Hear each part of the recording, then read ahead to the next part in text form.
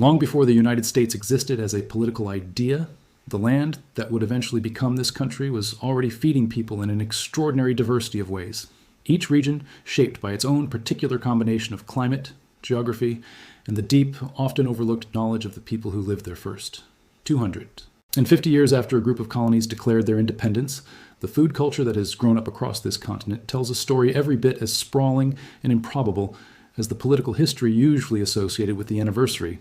A story carried not through documents and declarations, but through smokehouses, fishing boats, root cellars, and family recipes passed down across generations of people who understood, long before anyone used the word sustainability, exactly how to live off the specific landscape surrounding them. To travel across the United States in search of its food traditions is to encounter again and again the same essential lesson.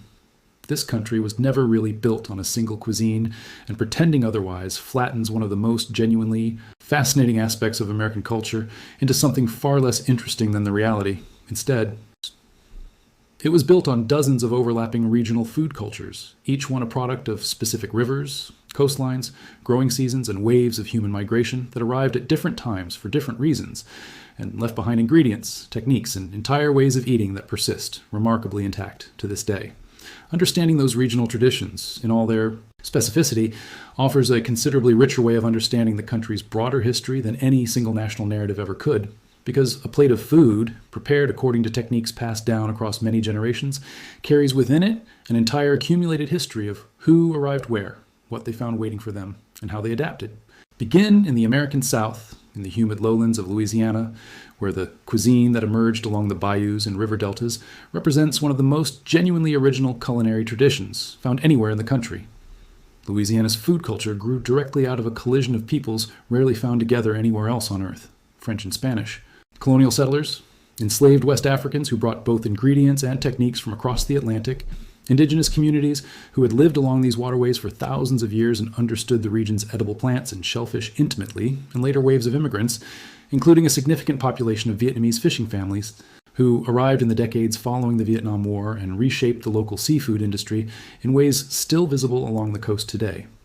The result is a cuisine defined by dishes like gumbo, a dish whose very name traces back to a West African word for okra, and whose preparation, built around a slow-cooked roux, reflects a genuinely blended culinary lineage rather than any single point of origin. It is worth pausing on that roux specifically, because its preparation offers a small but telling window into just how seriously Louisiana's culinary traditions are guarded and passed down. A proper dark roux, the foundation of countless Cajun and Creole dishes, requires flour and fat cooked together slowly over direct heat, stirred continuously for what can stretch to nearly an hour, until the mixture transforms from a pale paste into a deep, nutty, almost chocolate-colored base, a process that will scorch and ruin an entire pot of gumbo if the cook's attention wavers even briefly near the end. Home cooks across Louisiana learn this technique not from a written recipe, but by standing at a stove beside a parent or grandparent, watching color and smell rather than a clock, a method of culinary education that has kept the region's most distinctive dishes remarkably consistent across many generations, even as they have never been formally standardized in the way a restaurant chain might codify a menu item. Louisiana's coastal waters, meanwhile, produce some of the most prized shellfish in the country, wild-caught shrimp hauled from the Gulf by boats that have worked these same waters for generations,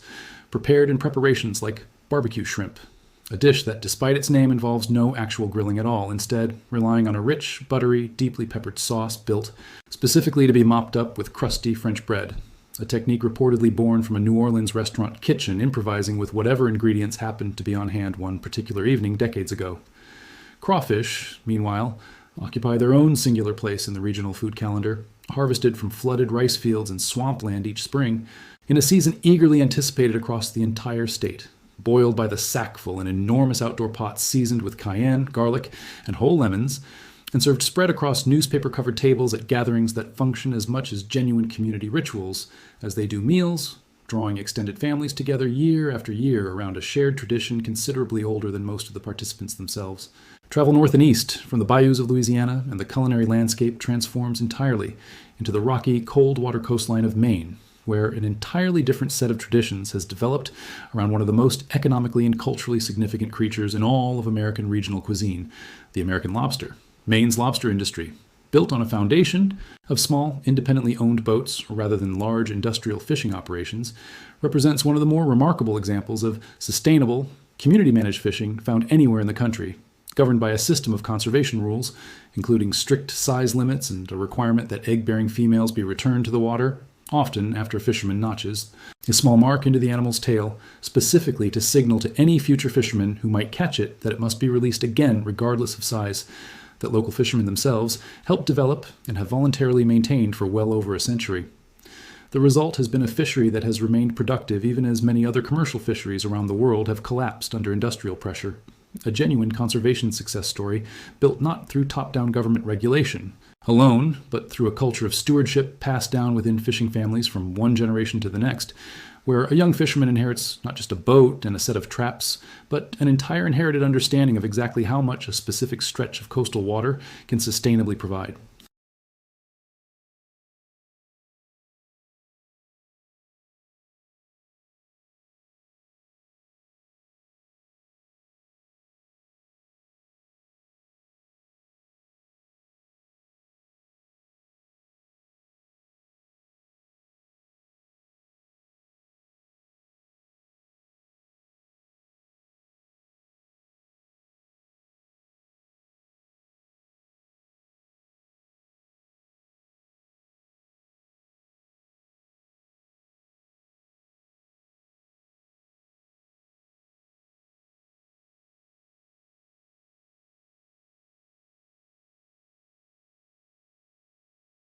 Beyond the lobster itself, Maine's culinary identity draws deeply on its short, intense growing season and its long tradition of foraging, with wild blueberries, a smaller, more intensely flavored relative of the cultivated blueberry found in supermarkets nationwide, growing across sprawling barrens that have been managed by the same families for generations, harvested during a brief window each summer using techniques that blend traditional hand raking with more modern mechanical harvesting equipment.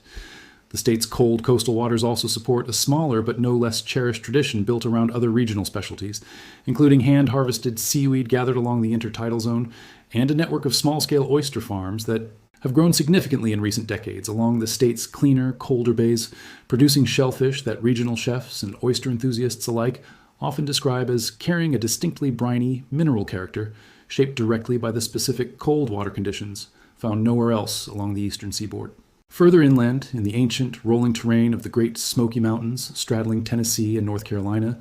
an entirely different food tradition has developed around the deep hollows and hardwood forests of Appalachia, a cuisine built on preservation, foraging,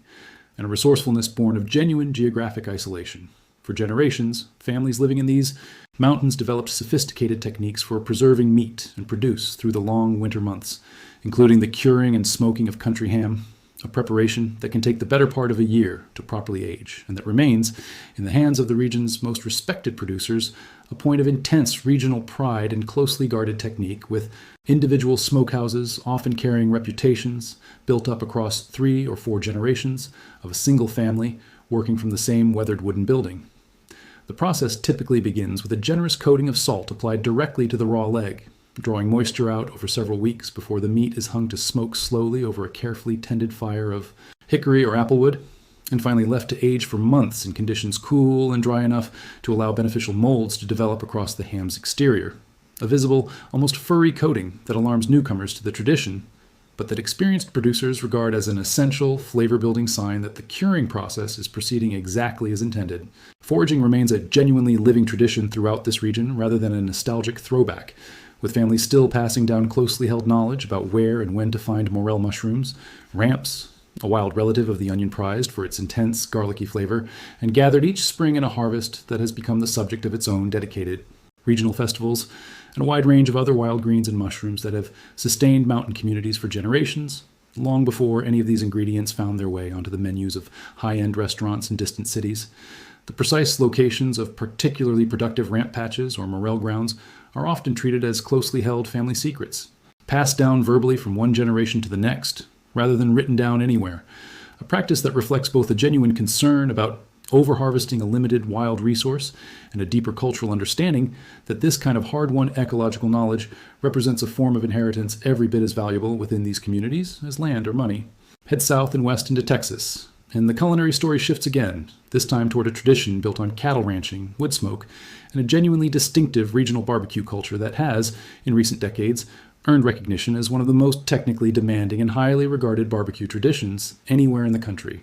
Texas barbecue, particularly. The style associated with the central region of the state centers overwhelmingly on beef brisket, a notoriously difficult cut to prepare well, tough and heavily marbled with fat and connective tissue that must be broken down through many hours of slow cooking over indirect heat, typically using post-oak wood, in order to transform into the tender, deeply smoky final product. Regional pitmasters have spent entire careers perfecting. A well-cooked brisket, by the exacting standards Central Texas pitmasters hold themselves to, should hold together cleanly when sliced, yet pull apart with almost no resistance, its exterior wrapped in a thick, deeply seasoned bark built from nothing more than salt, black pepper, and hours of exposure to smoke, a minimalist seasoning philosophy that stands in deliberate contrast to the more heavily sauced barbecue traditions found in other regions of the American South.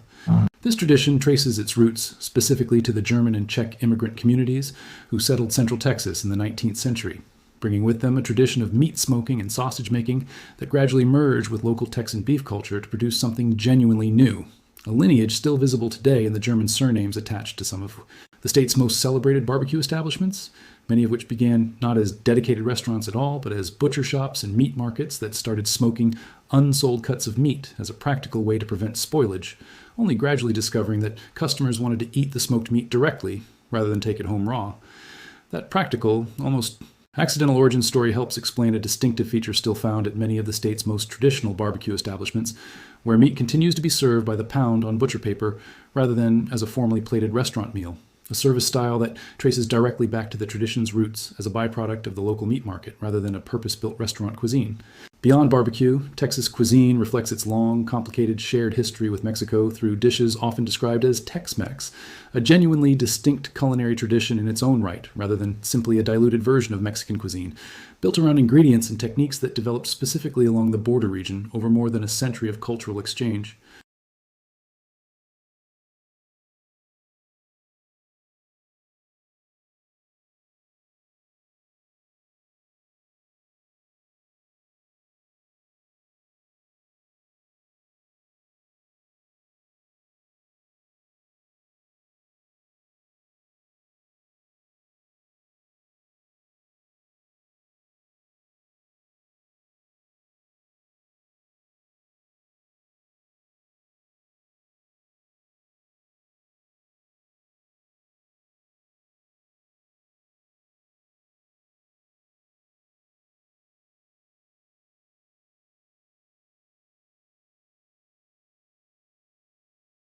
Dishes like the beef fajita, now found on menus across the entire country, actually originated as a specifically Texan innovation, developed by ranch hands working cattle along the border who were traditionally given the tougher, less desirable cuts of meat, including skirt steak, as part of their compensation, and who developed marinating and grilling techniques, specifically to render those cuts tender and flavorful, a working-class culinary innovation that would eventually spread far beyond its original ranching context, to become one of the most widely recognized dishes associated with Texan cuisine anywhere in the world. The far northern reaches of the country tell yet another distinct food story, one shaped by geography, more extreme and more demanding than almost anywhere else in the United States. In Alaska, indigenous communities, including the Tlingit people of the state's southeastern panhandle, have sustained themselves for thousands of years through an intimate, highly specific knowledge of the region's brief growing season and its extraordinary abundance of wild salmon, berries, and marine life, developed and refined across countless generations of careful observation. Traditional Tlingit food practices center heavily around the seasonal rhythm of salmon runs, with fish caught, smoked, and preserved in enormous quantities during the short summer months to sustain communities through the long, dark winter that follows, alongside foraged berries and plants gathered during the same brief window of abundance.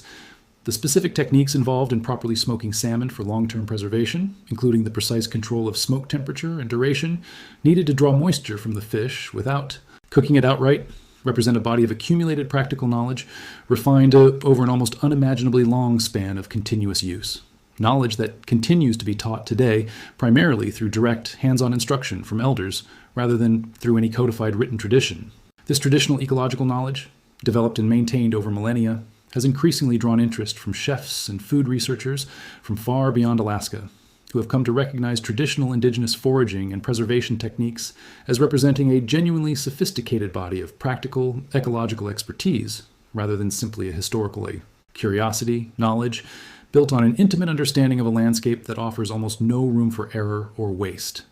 A single misjudged harvest, whether of salmon during a poor run or of berries during an unusually short growing season, could historically mean genuine hardship for an entire community through the following winter. And that underlying reality shaped a food culture, defined above all by careful, sustainable resource management, taking only what a population could reasonably regenerate, and developing preservation techniques sophisticated enough to stretch a brief seasonal abundance across many months of scarcity.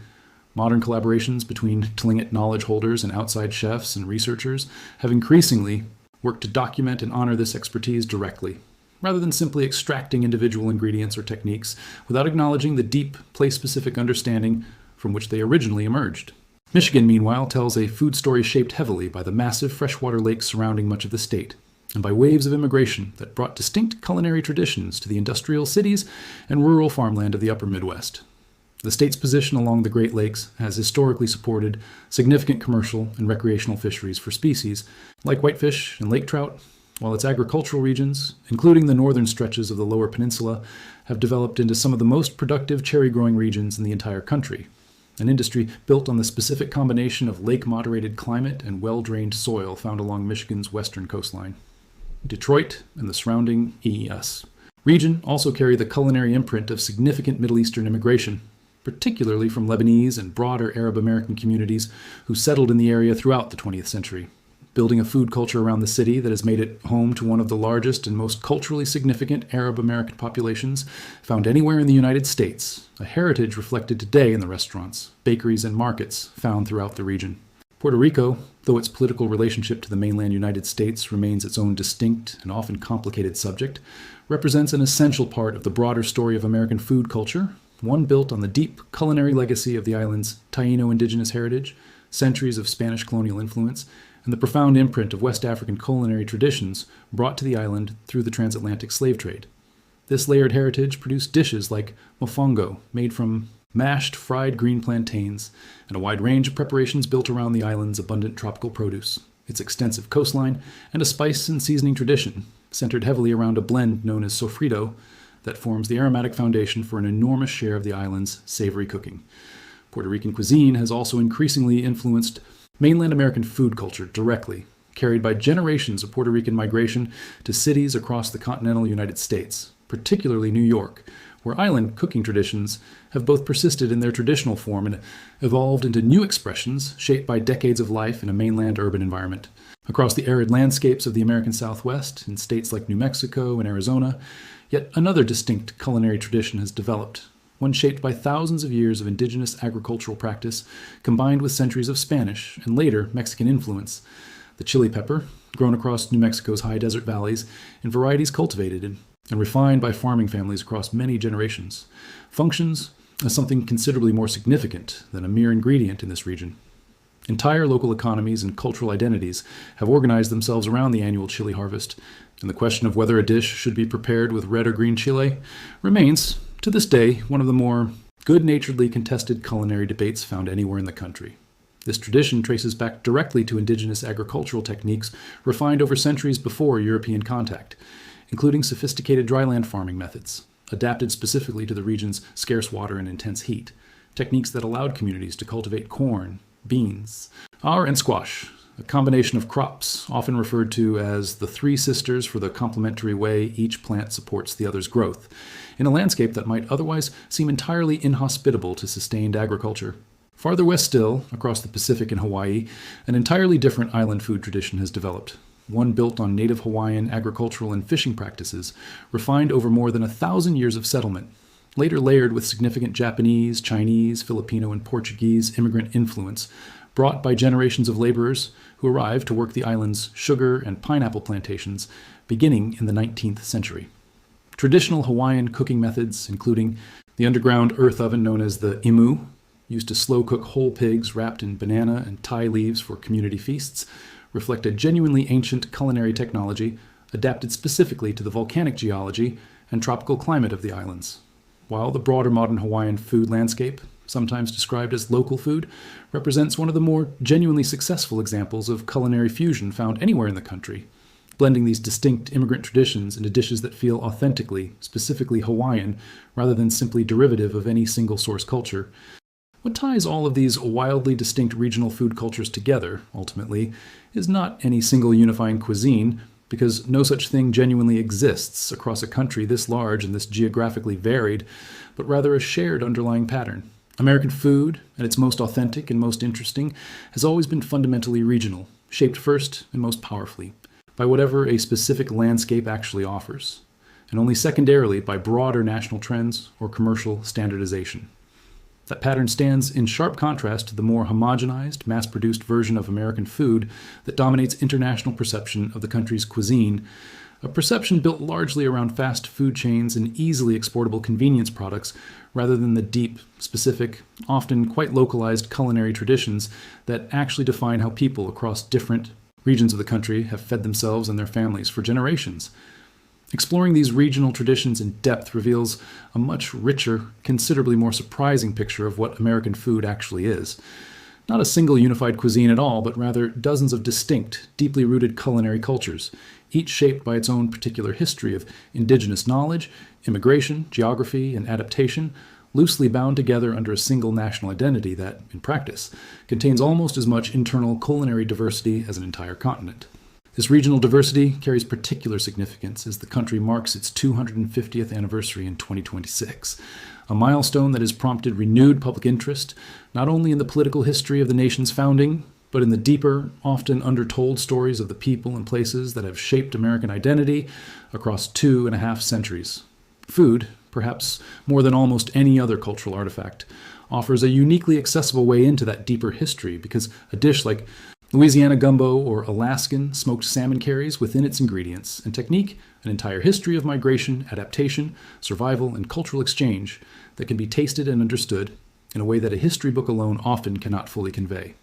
Programming built around exploring these regional food traditions in the context of the nation's semi-quincentennial has increasingly emphasized exactly this connection, using individual dishes and specific regional traditions as entry points into broader stories about indigenous knowledge, immigration history, and the particular relationship between American communities and the specific landscapes that have sustained them across 2.5 centuries of continuous, evolving national life. That relationship between landscape and food culture has also increasingly become a story about resilience and adaptation in the face of genuine ongoing challenges.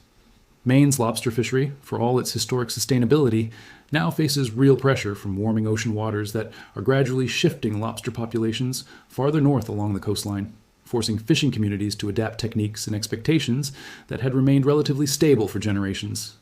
Louisiana's coastal wetlands, which support much of the state's distinctive shellfish industry, continue to erode at a pace that has alarmed scientists and local fishing communities alike, threatening the very geography that has sustained the region's culinary traditions for centuries, with some coastal parishes losing land at a rate significant enough that maps drawn only a generation ago no longer accurately reflect the actual shoreline. Traditional foraging communities throughout Appalachia and Alaska alike have had to navigate the challenge of passing highly specific,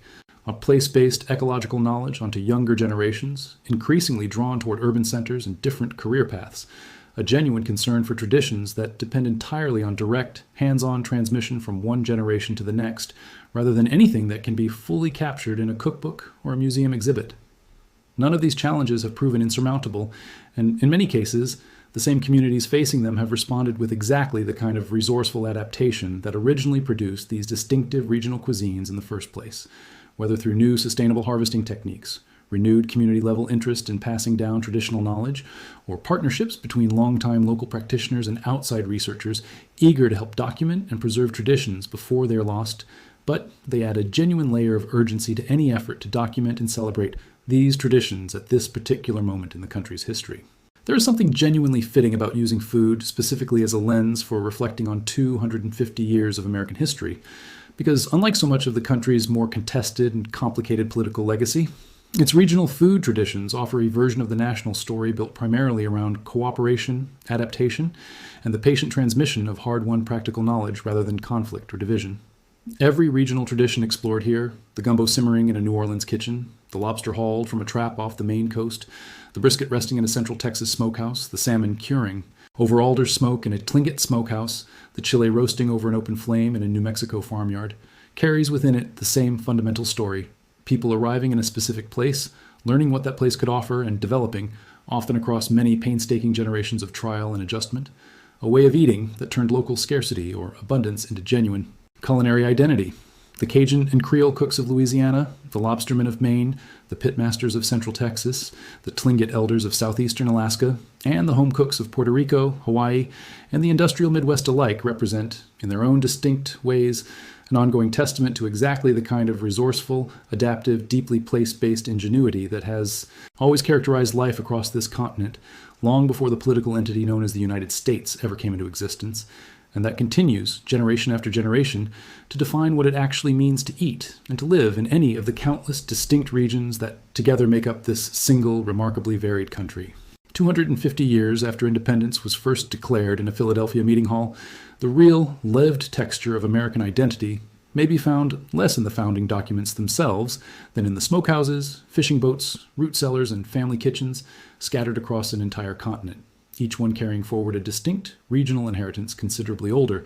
and, in many ways, considerably more durable than the country's own 2.5 centuries of formal political existence. To travel from one region to the next in search of these traditions, tasting a state's history in a single dish, is to encounter a version of the American story that no single monument, museum, or founding document could ever fully tell on its own. A nation built, quite literally, from the ground up, one distinct landscape and one hard-won regional tradition at a time.